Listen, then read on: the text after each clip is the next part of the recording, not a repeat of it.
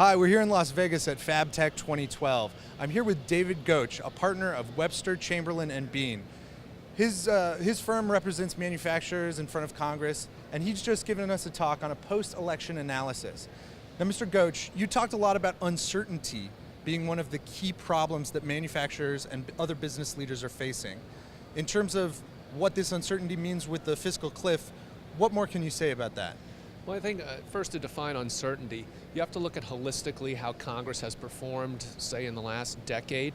I think that they, not just I think the majority of Americans feel as though they have not performed in their duty to provide clear answers to the American public. What I mean by that, I mean individuals, businesses, everyone who's affected by it. So now we have a track record. Looking forward, the fiscal cliff, $1.2 trillion. Great deal of uncertainty. As far back as 8 months ago, the defense industry, the very large corporations, they started signaling that the fiscal cliff is going to result in layoffs, and they're saber rattling, no pun intended, about defense industry. But I think the manufacturing industry is faced with the same issue from a business standpoint as well as a personal standpoint. If tax rates go up, if there are cutbacks in government spending, how does that affect people? I think that most Americans would agree it's less about what the final numbers are regarding taxation than having the ability to plan on a business cycle. Again, the certainty aspect. If it's 38%, if it's 39%, so be it. But you need to know that. I think when you have to, not be able to plan, not when you have to, when you're not able to plan quarter to quarter how your business is going to perform, what its hiring needs are going to be, inventory, how your purchasers, your suppliers, how they're all responding, it creates an environment that has held back the country. Now, you guys actually asked the audience during the talk who was happy with Congress's performance. From where I was sitting, I didn't see any hands, but you were up there, maybe you saw some way in the back. But how can we transfer that dissatisfaction in the manufacturing industry here, but maybe in a larger scale? How can we transfer that dissatisfaction into some sort of action? How can the people who are attending Fabtech let their congresspeople or let their political leaders know that they want some certainty on these issues? Well, I think first and foremost we have to step back and look at what drives all of us, and that's personal interest. And the only reason I bring that up is because it's very easy for each of us to communicate what would make us happy.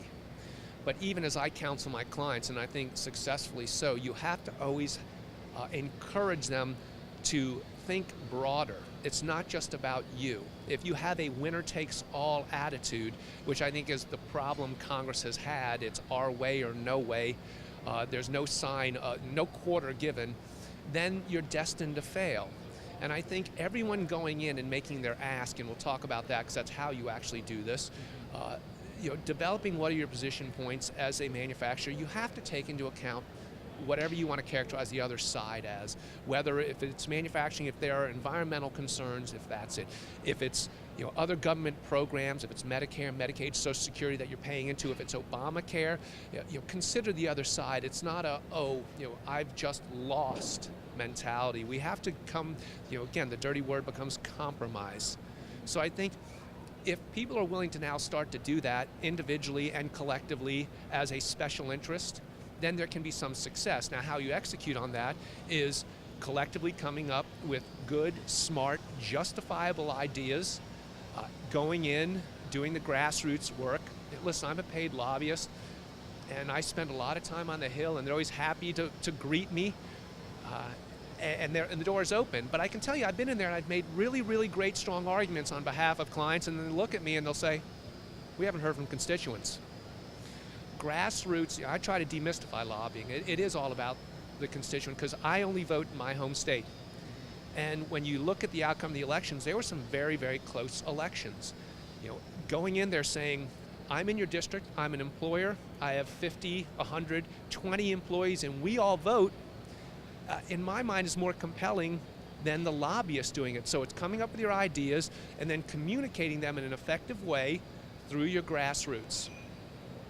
Well, thank you so much for talking to us. I have one last question about Vegas. Are you up? Are you down? Or is it a secret? I have been coming to Vegas in my professional career for 22 years, and I don't drop a dime. This town was not built on winners. That's probably the smart move. Thank you so much for talking to us, Mr. Goch. My pleasure. This is Brian Lane for ThomasNet at Fabtech 2012 in Las Vegas. Thanks for joining us.